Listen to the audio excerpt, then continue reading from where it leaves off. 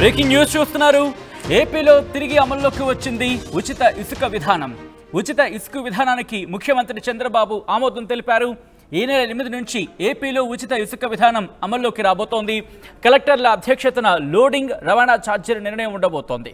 గతంలో ఉచిత ఇసుక విధానాన్ని రద్దు చేసింది వైసీపీ ప్రభుత్వం. ఈ నేపథ్యంలో ఉచిత ఇసుక విధానానికి సంబంధించి ఇప్పుడు మళ్ళీ అమల్లోకి తీసుకురాబోతోంది ఆంధ్రప్రదేశ్ ప్రభుత్వం. దానికి సంబంధించిన బ్రేకింగ్ న్యూస్ చూస్తున్నారు. ఉచిత ఇసుక విధానానికి ముఖ్యమంత్రి చంద్రబాబు ఆమోదం తెలిపారు. ఈ నెల 8 నుంచి ఏపీలో ఉచిత ఇసుక విధానం అమలు కాబోతోంది. కలెక్టర్ల అధ్యక్షతన లోడింగ్ రవాణా ఛార్జీల నిర్ణయం ఉండబోతోంది. గతంలో ఉచిత ఇసుక విధానాన్ని రద్దు చేసింది వైసీపీ సర్కార్. ఈ నేపథ్యంలో కొద్దిసేపటి అంశానికి సంబంధించి మంత్రి కొల్లు రవీంద్ర ప్రెస్ మీట్ నిర్వహించి ఇదే అంశానికి సంబంధించి క్లారిటీ ఇవ్వబోతున్నారు. ఇసుక విధానానికి సంబంధించి గతంలో ఎటువంటి నిర్ణయాలు ఉండేవి, ఇప్పుడు ఎటువంటి సిచ్యువేషన్ ఉంది, ఇప్పుడు ఉచిత ఇసుక విధానానికి సంబంధించి ఎటువంటి డైరెక్షన్స్ ఉండబోతున్నాయి, ఎటువంటి సూచనలు ఉండబోతున్నాయి అనే అంశానికి సంబంధించి మరి కాసేపట్లో మంత్రి కొల్లు రవీంద్ర వచ్చి మాట్లాడబోతున్నారు. ఏపీలో తిరిగి అమల్లోకి రాబోతోంది ఉచిత ఇసుక విధానం. ఉచిత ఇసుక విధానానికి ముఖ్యమంత్రి చంద్రబాబు ఆమోదం తెలిపారు. ఈ నెల 8 నుంచి ఏపీలో ఉచిత ఇసుక విధానం అమల్లోకి రాబోతోంది. అంటే ఇంకొక 5 రోజులు మాత్రమే అనే చెప్పుకోవాలి.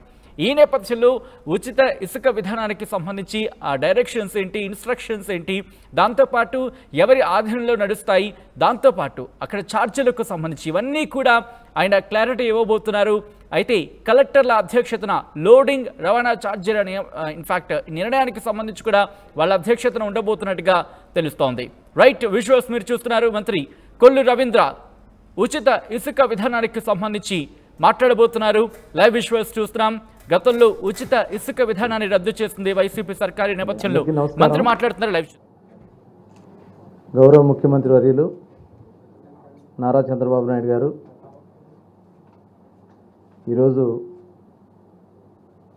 ఫ్రీ శాండ్ ప్రతి ఒక్కరికి అందుబాటులో ఇవ్వాలని నిర్ణయం తీసుకోవడం జరిగింది. దానికి తగిన విధంగా గైడ్లైన్స్ తయారు చేసుకోవడం, టోటల్ అవైలబిలిటీ రాబోయే 3 నెలల వరకు, ఎందుకంటే వర్షాలు సీజన్ వస్తుంది కాబట్టి ఈ 3 నెలలకి మనం ముందు టోటల్ గైడ్లైన్స్ కానీ టోటల్ దాన్ని ఎలా చేయాలనేది ఒక విధి విధానాలన్నీ కూడా తయారు చేసుకుని రమ్మని చెప్పడం జరిగింది. ఇది నిజంగా ఒక శుభపరిణామం. ఆంధ్రప్రదేశ్ రాష్ట్రంలో ఇవాళ కన్స్ట్రక్షన్ యాక్టివిటీ గత 5 సంవత్సరాలు పూర్తిగా నిర్వీర్యం అయిపోయింది, భ్రష్టు పట్టిపోయింది. ఆదాయంగా మరి పేదవాళ్ళని దోచుకున్నటువంటి రంగం ఏదైనా ఉందంటే ఈ శాండ్ వల్లే ఇది పెద్ద ఎత్తున జరిగింది. అలాంటి పరిస్థితి మళ్ళీ రాకుండా ఉండాలి. ప్రతి ఒక్కరికి ఇన్ టైం అవైలబిలిటీ కూడా ఎక్కడ కూడా లేదు అనేది లేకుండా ప్రతి ఒక్కరికి అందించాలి. కన్స్ట్రక్షన్ యాక్టివిటీ నిరంతరాయంగా ఈ రాష్ట్రంలో జరగాలనేది మరి ముఖ్యమంత్రి గారి యొక్క ఆలోచన.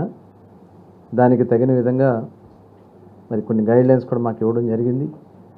ఎందుకంటే అక్కడ రీచ్లో మేము ఉచితంగా వారికి కావాల్సినంత తీసుకుని వెళ్ళొచ్చు. కన్స్ట్రక్షన్ సరిపడా ఎక్స్కవేషన్ కానీ ఇవన్నీ కూడా అక్కడ డిస్ట్రిక్ట్ కలెక్టర్స్ మానిటర్ చేస్తారు. దానికి సంబంధించి జిల్లా అధికారులు దానికి ఎలా చేయాలి ఏంటనేది కూడా వాళ్ళు అక్కడ చూసుకుంటారు. ఎందుకంటే 5 సంవత్సరాలు చూసాం.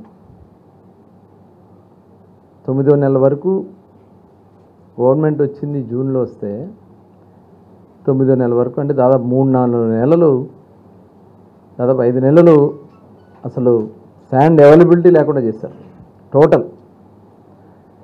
దానివల్ల చాలామంది భవన నిర్మాణ కార్మికులు కానీ కన్స్ట్రక్షన్ యాక్టివిటీస్ కానీ టోటల్ ఆగిపోయినాయి. ఏదైతే ఇవాళ శాండ్ని చూసుకొని కన్స్ట్రక్షన్ యాక్టివిటీస్లో దాదాపు 40 రంగాల పైన ఆధారపడి ఉంటుంది.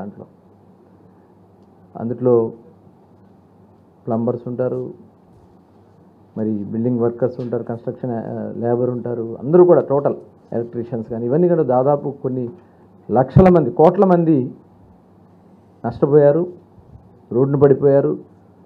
చివరికి ఏ పరిస్థితికి వచ్చారంటే యాచించే పరిస్థితికి తీసుకొచ్చింది ఈ ప్రభుత్వం గత 5 సంవత్సరాల్లో. మరి ఆ రోజున మేమందరం కూడా పెద్ద ఎత్తున ఉద్యమం చేశాం. తర్వాత ఒక పాలసీ తెచ్చారు. ఎట్లా వాళ్ళకి లాభం ఏ రకంగా చేకూరుదనే విధంగా పాలసీలు తయారు చేసుకున్నారు తప్ప ఎక్కడ కూడా దీంట్లో ఒక స్పష్టమైనటువంటి విధానాలు లేవు. ఇవన్నీ కూడా మేము రివ్యూ చేసుకుంటూ వస్తూ ఉన్నాం. క్లారిటీగా ఇవన్నీ కూడా బయటకు త్వరలోనే తీసుకొస్తాం. తర్వాత జేపీ సంస్థకి ఇచ్చారు. జేపీ సంస్థ నుంచి తర్వాత మళ్ళీ 3 ప్యాకేజీ పెట్టి మళ్ళీ ప్రతిమ అని చెప్పి జీసీకేసీ అని చెప్పి ఇట్లా వాళ్ళ ఇష్టరాజ్యం వాళ్ళకి ఎలా అనుకూలంగా ఉంటే ఆ రకంగా చేశారు. ఇవన్నీ కూడా జరుగుతూ ఉన్నాయి. ఎంక్వైరీస్ కానీ ఇవన్నీ కూడా జరుగుతూ ఉన్నాయి. చాలా దారుణాలు చాలా మరి ఇవన్నీ కూడా జరిగినాయి. దానికోసం ఇప్పుడు ఎందుకంటే ఈ 3 months కూడా ఏదైతే ఎస్టిమేట్ చేస్తున్నారు అట్లాగే ఇంకా రిక్వైర్మెంట్ ఎందుకంటే ఈ 3 monthsకి సంబంధించి దాదాపు 1 కోటి టన్స్ కావాల్సి వస్తుంది. 1 crore అబౌవ్ టన్స్ కావాల్సి వస్తుంది. దానికి తగిన విధంగా మనం అవైలబిలిటీలో పెట్టాలనేది మేము లక్ష్యంగా పెట్టుకున్నాం. ఈలోపు మళ్ళీ మనకి రీచెస్ అన్నీ కూడా వరుస కొన్ని పర్మిషన్స్ కూడా అయిపోయినాయి.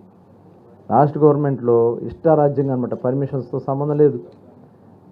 మరి కేంద్రం నుంచి కూడా మనకి అనేక సార్లు ఎన్జిటి నుంచి కూడా మనకి నేషనల్ గ్రీన్ ట్రిబ్యునల్ నుంచి కూడా చాలామంది దీని మీద కంప్లైంట్లు వెళ్ళడం జరిగింది. చాలా రీచెస్ ఆగిపోయినాయి. మరి ఈసీలు ఇవన్నీ కూడా లేనటువంటి ఎన్విరాన్మెంటల్ క్లియరెన్స్ లేవు. ఇవన్నీ కూడా చాలా ఉన్నాయి, ఇష్యూస్ ఉన్నాయి. అవన్నీ కూడా కొద్దిగా స్టడీ చేయడం కోసం ఈ 10 రోజులు 15 రోజులు ఆలస్యమైంది. దీనికే మేము బాధపడుతూ ఉన్నాం. ఇంక ఇక్కడి నుంచి ఎట్టి పరిస్థితుల్లో కూడా శాండ్ లోటు ఉందనేది లేకుండా చేయాలనేది మేము లక్ష్యంగా పెట్టుకున్నాం. రాష్ట్ర నలుమూలలా కూడా ఈ యాక్టివిటీ జరగాలి.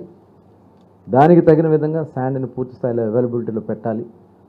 అట్లాగే దీన్ని నిరంతరం మానిటరింగ్, రేట్ల విషయంలో ఎక్కడన్నా ఈ ట్రాన్స్పోర్టేషన్కి సంబంధించి ఎక్కువ చేసుకుని వీళ్ళు ఎవరైనా బ్లాక్ మార్కెట్ చేయాలని చూస్తే మటుకు తీవ్రమైనటువంటి చర్యలు ఉంటాయి. అట్లాగే అఫీషియల్గా కొన్ని స్టాక్ పాయింట్స్ పెట్టారు, ఇంకా అన్అఫీషియల్గా ఉన్నాయి. అవి కూడా మేము మొత్తం టోటల్ హ్యాండ్ ఓవర్ చేసుకోమని చెప్పి మరి ఆదేశించడం కూడా జరుగుతుంది. దీని మీద 2-3 రోజుల్లో ఒక క్లారిటీ తీసి డేట్ కూడా ప్రకటించడం. ఎందుకంటే ఎంత తొందరగా వీలైతే అంత తొందరగా ఇవ్వాలని చెప్పి మేము ఆలోచన చేస్తూ ఉన్నాం. అన్నీ కూడా ఎక్కడ ఇబ్బందులు రాకుండా అన్నీ కూడా సరిచూసుకుని పూర్తి స్థాయిలో ఉచిత శాండ్ ప్రతి ఒక్కరికి ప్రతిరోజు అందుబాటులో ఉండే విధంగా చేయాలనేది గౌరవ ముఖ్యమంత్రి నారా చంద్రబాబు నాయుడు గారి యొక్క ఆలోచన. దాన్ని పూర్తి స్థాయిలో అమలు చేయడానికి అన్ని చర్యలు కూడా తీసుకుంటా ఉన్నాం. ఉన్నాయి, అందుకని ఇంకా నేను డీప్గా వెళ్ళడం కాదు.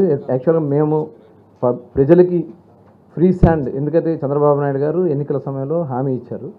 గతంలో మేము 2014లో ఏదైతే 19 మధ్యలో ఫ్రీ శాండ్ పాలసీని తీసుకొచ్చింది మొట్టమొదటి రాష్ట్రం ఆంధ్రప్రదేశ్ రాష్ట్రం. ఆ రోజు చంద్రబాబు నాయుడు గారు ఫస్ట్ డ్వాక్రాస్కి ఇచ్చి తర్వాత దాన్ని వాళ్ళు కూడా బెనిఫిట్ పొందాలని చేయడం జరిగింది. తర్వాత పూర్తిగా ఫ్రీగా ఇచ్చేసాం. ఇవాళ వాళ్ళు వచ్చిన తర్వాత దాన్ని ఆదాయంగా చేసుకోవాలని ప్రయత్నం చేశారు. ఇవాళ అలాంటి పరిస్థితి రాకుండా ఏదైతే ఇందులో చాలామంది గతంలో ఉన్నారో అవన్నీ కూడా బయటికి వస్తూ ఉన్నాయి. ఒక్కొక్కటి మొత్తం బయటకు తీస్తాం. దీంట్లో ఇన్వాల్వ్ అయిన ప్రతి ఒక్కరిని కూడా చట్ట ప్రకారం చర్యలు తీసుకోవడం జరుగుతుంది. ఎంత వీలైతే అంత తొందరగా, ఎందుకంటే దానికి సంబంధించి టెక్నికల్ ప్రాబ్లమ్స్ ఇవన్నీ కూడా ఉంటాయి. తర్వాత ముందు రీచెస్లో ఉన్నాయని కూడా మరొకసారి మరీ క్యాలిక్యులేట్ చేసుకోమంటున్నాం. దానికి తగ్గగా మిగతాది ఎక్కడి నుంచి మనం అక్యుములేట్ చేసుకోవాలనేది కూడా మేము ప్లాన్ చేసుకుంటాం.